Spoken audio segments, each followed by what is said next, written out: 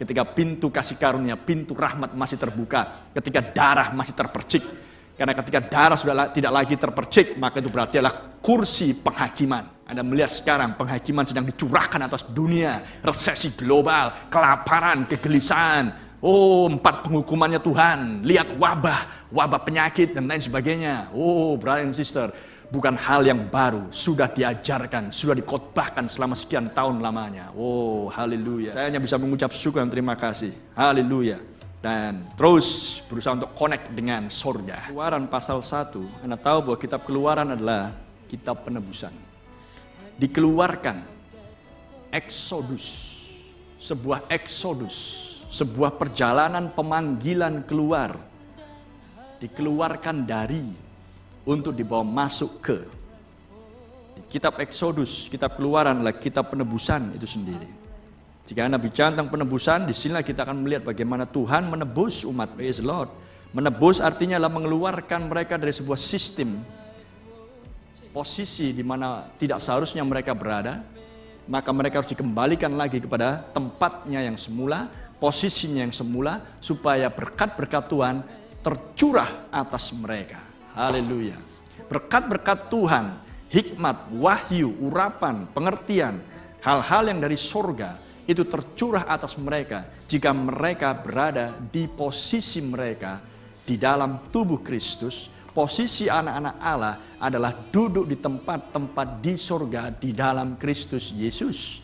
Haleluya. Dalam hal ini Israel, posisi mereka yang sesungguhnya adalah di tanah perjanjian, di tanah Kanaan. Tetapi oleh suatu sebab tertentu, yaitu oleh karena iri hati, oleh karena kecemburuan saudara-saudaranya Yusuf di awal mula, membuat mereka Israel harus berada di tempat pembuangan, menjadi budak orang Mesir di bawah kekuasaan Fir'aun. Haleluya.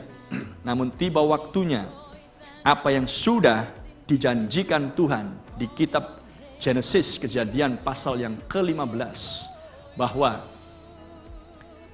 keturunan Abraham secara jasmani akan masuk dalam pembuangan selama 400 tahun di negeri yang asing, dan sampai genapnya kedurjanaan bangsa Amori, maka Tuhan akan turun untuk melepaskan mereka dan mengeluarkan mereka dan membawa mereka kembali ke negeri di mana Tuhan sudah memberikan negeri itu kepada nenek moyang Israel. Haleluya. Dan apa yang berlangsung di kitab Keluaran di sini yang kita baca adalah penggenapan dari nubuatan Kejadian pasal yang ke-15. Oh, terpujilah nama Tuhan. Kita berada di masa penebusan, di mana Eksodus yang ketiga akan membawa kita kembali ke tempat di mana kita seharusnya berada. Seperti Israel dikeluarkan dari Mesir, kita sedang dikeluarkan dari dimensi ini, dari dunia ini, dari Edennya setan ini, untuk kita dibawa ke milenium kita, untuk menikmati akan kerajaan 1000 tahun di sana, melimpah dengan susu dan madunya. Haleluya.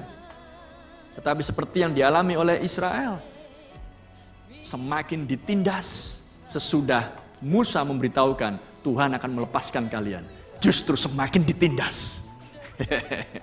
Oh my. Saya berpikir, tidakkah itu jangan-jangan seperti ketika Anda sudah mendengar pesan, loh kok hidupku semakin tertindas? Disertai penderitaan. Sama seperti yang sudah diajarkan oleh Nabi kita yang terkasih. Sebelum si bayi keluar, maka ibu itu harus mengalami banyak penderitaan. Yang disebut dengan sakit bersalin. Oh, terpujilah nama Tuhan. Bumi juga akan melahirkan, maka harus mengalami sakit bersalin. Mengalami kesakitan dan erangan yang sangat untuk melahirkan bumi yang baru. Sehingga Tuhan berikan perang dunia 1, sangkakala kelima, perang dunia kedua, sangkakala ke-6, dan perang dunia ketiga, sangkakala ke-7, akan melahirkan dunia yang baru. Sama seperti seorang ibu yang harus mengerang untuk supaya air ketuban pecah, darah keluar, dan kehidupan diberikan. Rejoice and accept His